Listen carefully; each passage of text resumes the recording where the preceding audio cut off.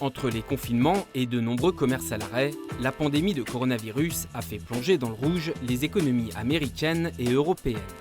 Et si 2021 devrait être l'année du retour à la croissance, les économistes s'attendent à ce que les États-Unis creusent l'écart avec l'Europe. Voici pourquoi. Pour le Fonds monétaire international, 2021 pourrait être l'année de la reprise de l'économie mondiale. Mais il pourrait s'agir d'une reprise à plusieurs vitesses. Avec 6,4% de croissance aux États-Unis contre seulement 4,4% dans la zone euro. Une reprise insuffisante qui ne permettra pas au vieux continent de compenser dans l'immédiat la récession enregistrée l'année précédente. A l'inverse, outre-Atlantique, la reprise économique se fait déjà sentir. Sur le marché du travail, par exemple, les créations d'emplois se sont révélées nettement plus fortes que prévu en mars 2021, avec 916 000 postes non agricoles créés, pour un taux de chômage à 6%. Des chiffres encourageants laissant penser que la mécanique du retour à la croissance est enclenchée. Aux États-Unis, la reprise a été encouragée par la campagne de vaccination américaine qui s'est intensifiée avec par exemple jusqu'à plus de 6 millions de doses injectées en 2 jours. Une accélération qui a permis de rouvrir progressivement des secteurs de l'économie. Mais la reprise américaine s'explique aussi par le plan de relance massif déployé par Joe Biden. Un plan de relance plus fort et surtout plus rapide qu'en Europe. 1 900 milliards de dollars ont été mobilisés, soit 9% du PIB américain.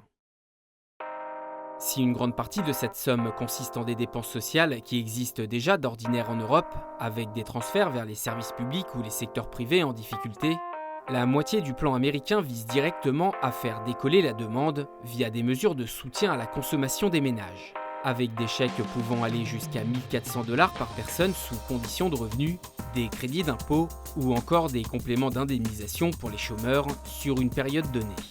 Quels sont les signaux positifs de l'économie américaine?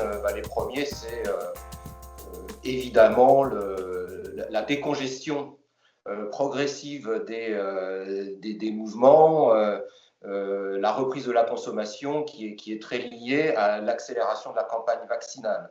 Est-ce que c'est lié au plan de relance américain?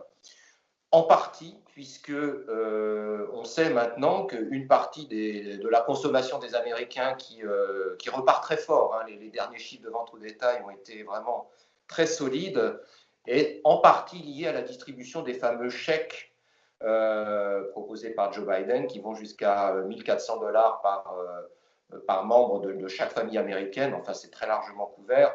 Donc oui, ça commence un peu à mordre dans l'économie. Le plan de relance, évidemment, la vaccination joue un grand rôle.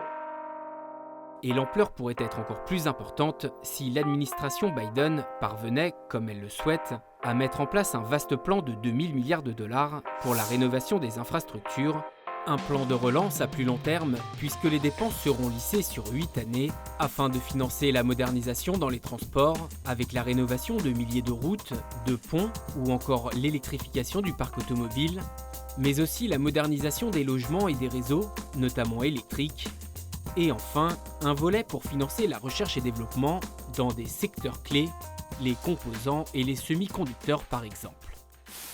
Chips like the one I have here, these chips, these wafers, are batteries, broadband, it's all infrastructure. This is infrastructure.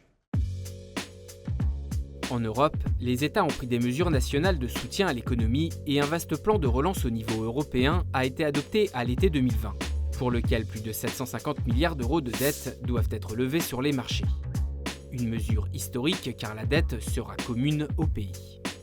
Mais c'est justement ce mécanisme de dette commune qui doit être ratifié par les États membres, provoquant des contretemps.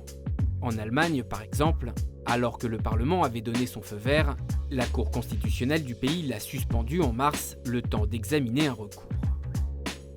Près de 10 mois après son adoption, plusieurs pays n'ont toujours pas ratifié le plan de relance européen et l'argent n'est toujours pas débloqué. Est-ce que l'Europe aurait pu faire un plan de relance à la Biden? C'est compliqué dans la mesure où l'Europe n'est pas un espace fédéral tel que le sont les États-Unis. Donc on le sait, hein, c'est beaucoup plus difficile à mettre en œuvre. Il faut l'accord des 27 États. Et on a vu effectivement, même récemment, la difficulté qu'on avait à parvenir à concrétiser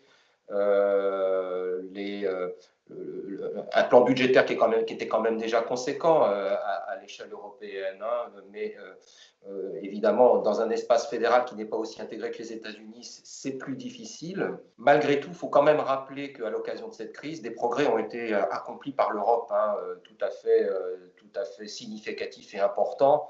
Et le premier de ces progrès, c'est quand même d'arriver à cette idée d'un transfert budgétaire, hein, pan-européen vers les pays qui nécessitaient véritablement le plus d'être accompagnés. On pense notamment à l'Italie.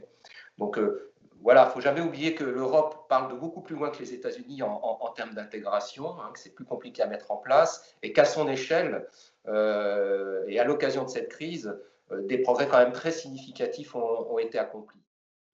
Aux États-Unis, où les prévisions s'attendent à une plus forte croissance, les économistes resteront toutefois vigilants aux potentiels effets indésirables d'une relance trop forte, notamment l'inflation, c'est-à-dire une hausse générale des prix.